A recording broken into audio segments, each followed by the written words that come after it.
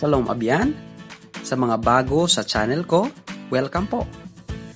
At para naman sa lahat, hinihikayat ko po buksan natin ang ating kaisipan dahil sa video ito ay itatama po natin ang isang maling na kaugaliang interpretasyon dahil nga sa maling kaisipan o sa maling mindset na gamit po natin. Babasahin po natin ang Matthew chapter 10 verse 38. Basahin ko po sa New King James Version.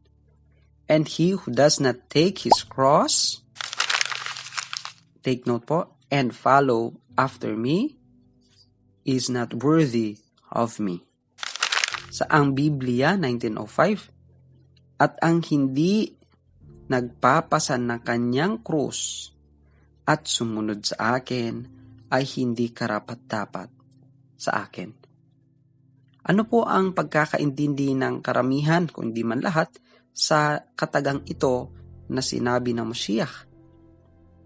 Dahil sa nakasanayan tradisyon ng mundo, o yun po yung karamihan, Kristiyano, na pinasan ng Mashiach ang krus papunta sa Kalbaryo, na ganun din ang pagkakaintindi sa sinabi nito na kailangan nating pasanin ang mga pasaning gaya sa Mashiach bilang isang mananampalataya. Ano ang mga pasaning ito? Ang iba ay ginagamitan pa ito ng ibang bersikulo para mapagtibay ang doktrinang ito tulad ng Philippians 3 verse 10. Basahin ko po.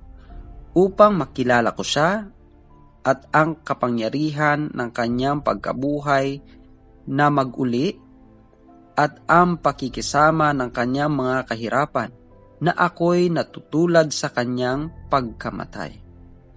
O sa Hebreo chapter 12:7, na dahil sa ito'y parusa, kayo'y nagtitiis. Inaari kayo ng Elohim na tulad sa mga anak, sapagkat alingang anak ang hindi pinaparusahan ng kanyang ama. At marami pa pong ibang mga verses gaya nito na dinudugtong po doon sa nabasa natin sa Matthew chapter 10 verse 38. Kumbinsido po ba kayo sa doktrinang ito? Seems convincing po kasi ito, hindi po ba? Ngunit kung ating pag-aaralan at titingnan ng maigi, ay magkaiba at hindi po iisa ang pinag-uusapan sa konteksto na ginamit nating mga verses. Sa madaling salita, ito po yung tinatawag nilang kangaroo preaching. Patalon-talon at ginagamitan ng ibang interpretasyon ang isang bersikulo na iba naman ang interpretasyon sa konteksto mismo nito. Nakakatakot po ang nakaugaliang ito dahil sa ang sabi ni Shaul at ni James o ni Jacob sa isang klase, mga ganitong klase ng turo, ay turo po ito ng kalaban o mas worse, turo ng demonyo. Kaya nararapat na maibalik natin sa tama at totoong pagkakaintindi ang kurap na kaisipang ito. Una, inihikayat ko po kayo na bitawan natin ang maling na kaugaliang kaisipan at gamitin natin ang Eastern, ancient Hebrew mindset. So let us empty and clear our minds sa mga turong na ipasa sa atin purely sa pamamagitan lang ng tradisyon at walang pagkakaisa sa tamang perspective ng Scripture. Huwag kang mag-isip ng kung ano. Huwag kang mag-isip ng mga labas sa larawan o sa kontekstong ito. Mag-focus ka lang sa function, sa purpose, o sa konkretong mga bagay. Kasi alam nyo po, napaka-straightforward, napaka-plain po ng Hebrew wika.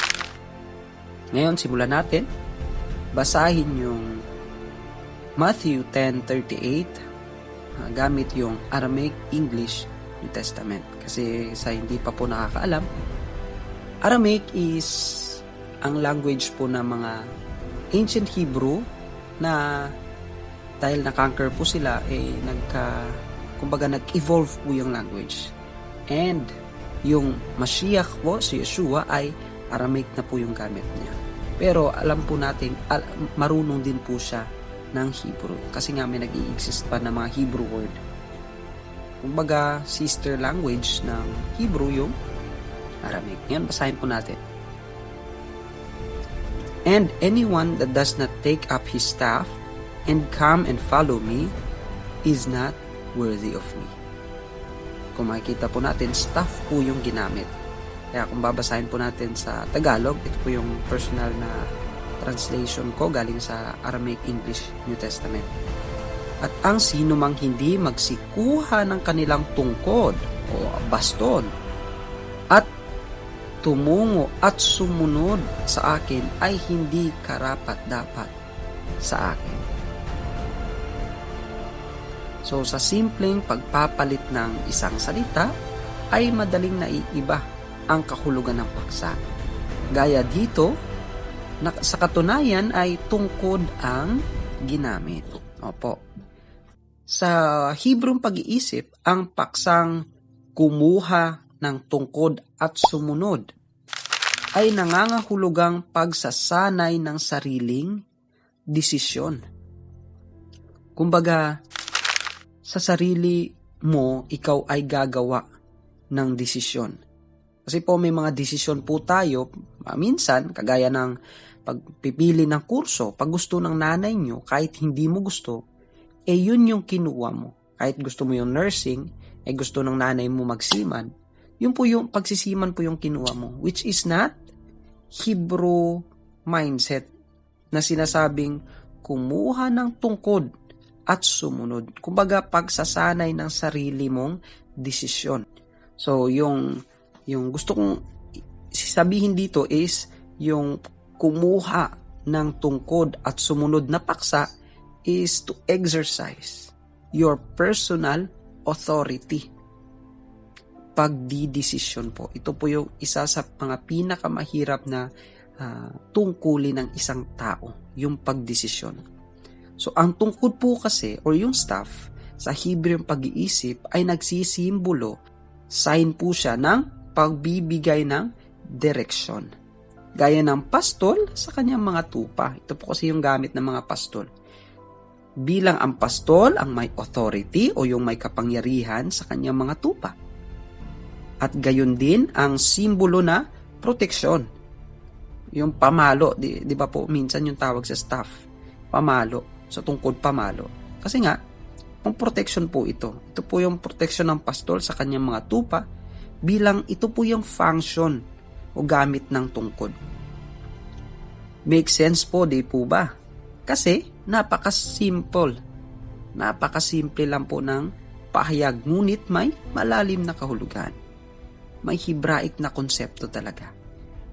Karamihan kasi sa mga tao sa panahon ni Yeshua ay mga pastol po. Kaya kung mapapansin po natin, karamihan din sa kanyang mga halimbawa, sa kanyang mga kasabihan ay patungkol sa pagpapastol. Upang, ano po yung purpose nito? Upang mas maintindihan ng kanyang mga tagapakinig ang kanyang mensahe. Kumbaga si Yeshua na mismo ang gumagawa ng tulay upang magkaroon ng mainam na komunikasyon. Kaya ang kanyang mga mensahe ay humihimok sa kanyang mga tagapakinig na kunin mo ang iyong tungkod. Get your staff. Manindigan ka na tumayo sa sariling desisyon at lumakad.